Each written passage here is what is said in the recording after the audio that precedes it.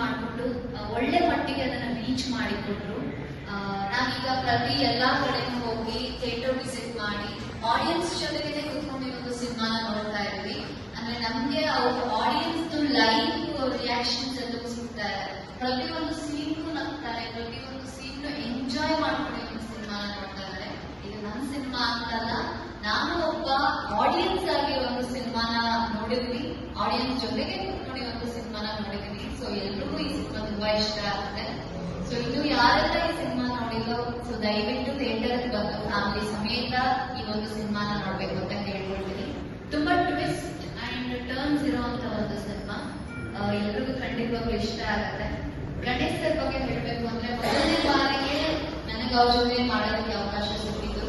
So thank you so much. Sir ಕೂಡ ತುಂಬಾ down to earth, act ಮಾಡುವಾಗ ತುಂಬಾ ಸಪೋರ್ಟ್ ಮಾಡ್ತಾ ಇದ್ರು, ತುಂಬಾನೇ ಹೇಳಿಕೊಡ್ತಾ ಇದ್ರು.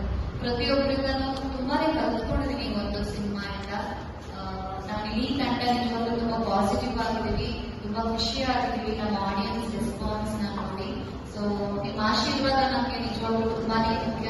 ದಯವಿಟ್ಟು ಎಲ್ಲರೂ ಬಂದು ಸಿನಿಮಾನ ನೋಡಿ ನಮ್ಮ ಇಡೀ ಚಿತ್ರತಂಡಕ್ಕೆ ಆಶೀರ್ವಾದ ಮಾಡಬೇಕು ಅಂತ ಕೇಳ್ಬೋದು. ನಮಸ್ಕಾರ ಎಲ್ರಿಗೂ, ಇಲ್ಲಿ ಬಂದಿರ್ತಕ್ಕಂಥ ಎಲ್ಲಾ ಮಾಧ್ಯಮ ಮಿತ್ರರಿಗೂ ನಮಸ್ಕಾರ. ನನ್ನ ಹೆಸರು ಮೇಘಾ ಶೆಟ್ಟಿ.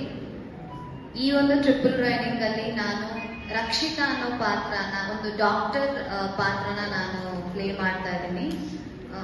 ಈ ಒಂದು ಸಿನಿಮಾ ತುಂಬಾನೇ ಸ್ಪೆಷಲ್ ನನಗೆ, ಎಸ್ಪೆಷಲಿ ಯಾಕೆ ಅಂತ ಹೇಳಿದ್ರೆ ಧಾರಾವಾಹಿ ನಂತರ ನಾನು ಮಾಡಿರ್ತಕ್ಕಂಥ, ಅಂದ್ರೆ ಬೆಳ್ಳಿ ಪರದೆಗೆ ಅಂತ ಮಾಡಿರ್ತಕ್ಕಂಥ ಇದು ಮೊದಲನೇ ಸಿನಿಮಾ, ಟ್ರಿಪಲ್ ರೈಡಿಂಗ್ ಸಿನಿಮಾ.